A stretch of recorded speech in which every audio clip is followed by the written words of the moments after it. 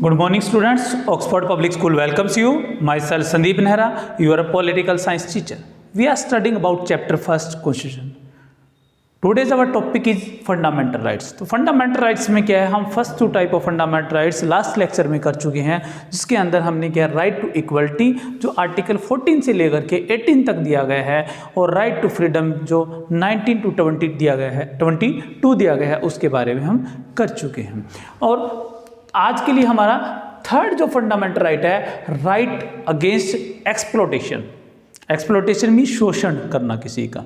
मान लो कि किसी से फ्री में काम करवाना, किसी से बेकार करवाना, यानी किसी को बिना पैसे दिए काम करवाना, वो क्या कहलाता है? एक्सप्लोटेशन कहलाता है। ज़बरदस्ती अगर हम किसी को करते हैं तो राइट अगेंस्ट एक्सप्लोटेशन, अगर हिंदी मीडियम में तो आप लिख सकते हो शोषण के विरुद्ध अधिकार। ये जो हमें दिया गया है आर्टिकल 23 एंड 24, यानी दो ही आर्टिकल के अंदर क्या है, इसके बारे में बताया गया है कि इसको हम कैसे रोक सकते हैं।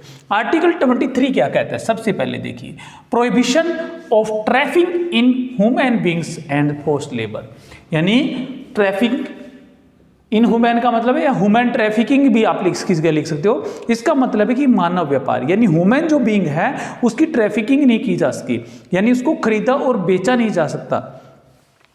जिस तरह से क्या है, जब स्लेवरी सिस्टम चलता था इंडिया के अंदर, जब ब्रिटिश गवर्नमेंट होती थी या दूसरे कंट्री में, साउथ अफ्रीका वगैरह में, वहाँ क्या है, ह्यूमन बीइंग को क्या है, स्लेव के रूप में बेचा जाता था, काम करवाया, फिर दूसरे को बेच दिया जाता, फिर तीसरे को बेच दिया जाता था।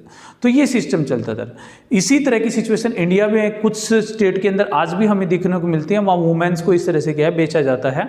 तो ये क्या है, ये प्रोहिबिशन है, इसके ऊपर पाबंदी है। अगर कोई इस तरह से पाया जाता है तो इसके लिए क्या है, काफ़ी रिग्ड पुनिशमेंट है, काफ़ी कठोर क्या है, दंड दिया जाता है।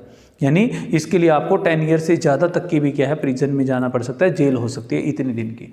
तो कहने का मतलब आपको सिर्फ इतना लिखना है, prohibition of trafficking in human beings, यानी मानव व्यापार जो है उसके ऊपर बिल्कुल पाबंदी लगा दी। एंड फोर्स लेबर, और साथ में फोर्स लेबर के ऊपर ज़बरदस्ती काम नहीं करवा सकते। क्यों दिया गया ये? क्योंकि 1947 से पहले कुछ कास्ट ऐसी थी जिनसे ज़बरदस्ती काम करवाया जाता था बिना पैसे दिए। ठीक है, पैसे देकर के तो वो अपनी विलिंग से कुछ भी कर सकता है, लेकिन पैसे देकर भी हम क्या है, उसकी विलिंग के अगेंस्ट उससे काम नहीं करवा सकते।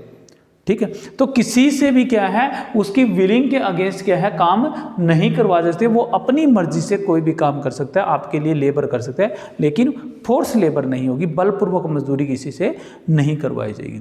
मान लो कि एक कंपनी है, उसके अंदर कोई वर्कर है, तो उसको जो सैलरी दी जा रही है, उसमें काम कर रहा है, वो फोर्स लेबर नहीं है, लेकिन उसी वर्कर को ये बोल दिया जाए कि आपको 5,000 रुपये दिए जाएंगे और आपको ये काम ही करना है, वो करना ही पड़ेगा, तो वो क्या है, एक तरह की फोर्स लेबर है, जो क्या है, नहीं है। यानी दोनों को कंडीशनें माननी होती है, चाहे वो फैक्ट्री हो या लेबरल हो, तो दोनों के लिए फोर्स लेबर क्या है, उसको प्रोहिबिशन किया गया, पाबंदी है। ये 23।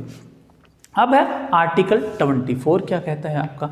आर्टिकल 24 बोलता है prohibition of employment of children in hazardous jobs, या आप इन फैक्ट्री भी लिख सकते हो यहाँ पर, नहीं, लेकिन मैंने हैजर्डियस जॉब इसलिए डाला है क्योंकि अकेली फैक्ट्री नहीं है, सिर्फ कारखाने नहीं है, माइंस वगैरह है या दूसरी चीज़ें भी है, काफ़ी चीज़ें ऐसी होती हैं जो क्या है, बच्चों के लिए काम करनी।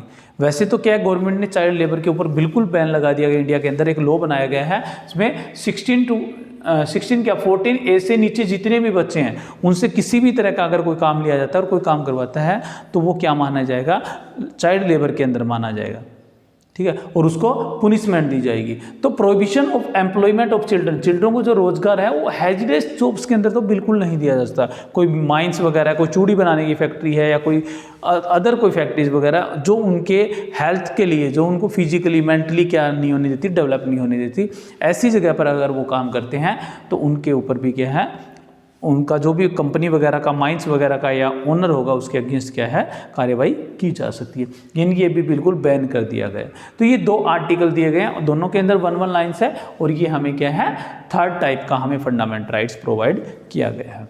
अब है फोर्थ राइट जो है, हमें रिलीजियस फ्रीडम देता है, right to freedom of religion, यानी धर्म की स्वतंत्रता का अधिकार।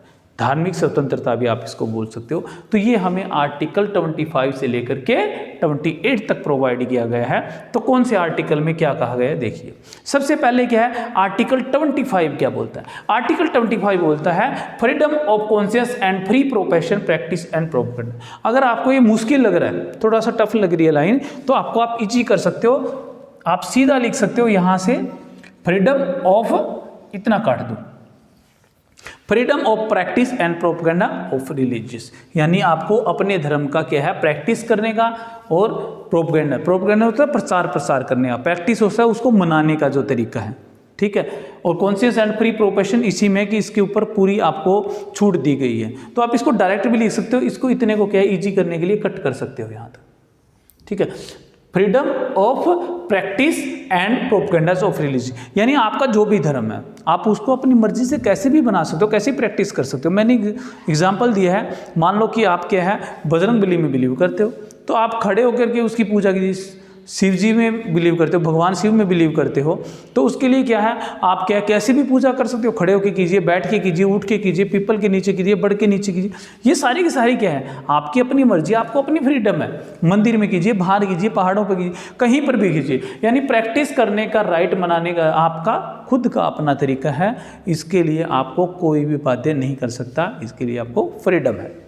सेकेंड है प्रोपेगेंडा। प्रोपेगेंडा का मतलब है प्रचार प्रसार करना। आप अपने रिलीजियस का प्रचार प्रसार कर सकते हो।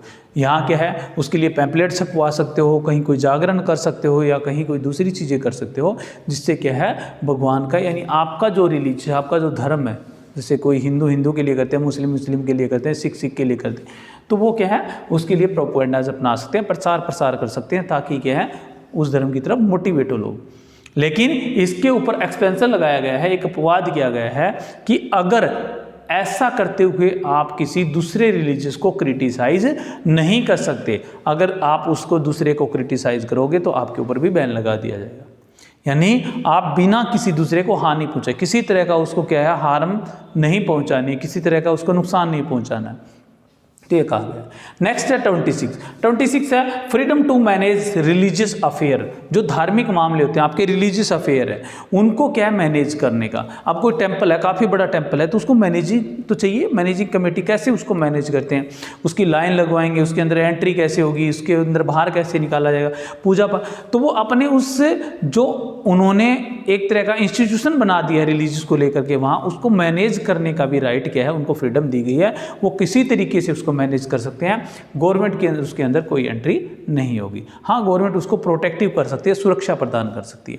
नेक्स्ट है आर्टिकल 27। आर्टिकल 27 बोलता है फ्रीडम टू पे taxes for promotion of any particular religion. आप किसी भी विशेष धर्म, किसी पर्टिकुलर रिलीजियस के लिए क्या कर सकते हो, पे टैक्सेस का मतलब है वहां पर दान दे सकते हो, डोनेशन कर सकते हो, पैसा इकट्ठा वहां पर कर सकते हो, लेकिन इसके लिए आपको क्या फोर्स नहीं किया जाएगा। जरूरी नहीं है, मान लीजिए कि आपसे चंदा मांगने वाले आते हैं तो आपके लिए फोर्स दिए कि गवर्नमेंट की तरफ से आपको देना ही देना है, आप अपनी मर्जी से देना है जितनी दीजिए, नहीं देना ना दीजिए।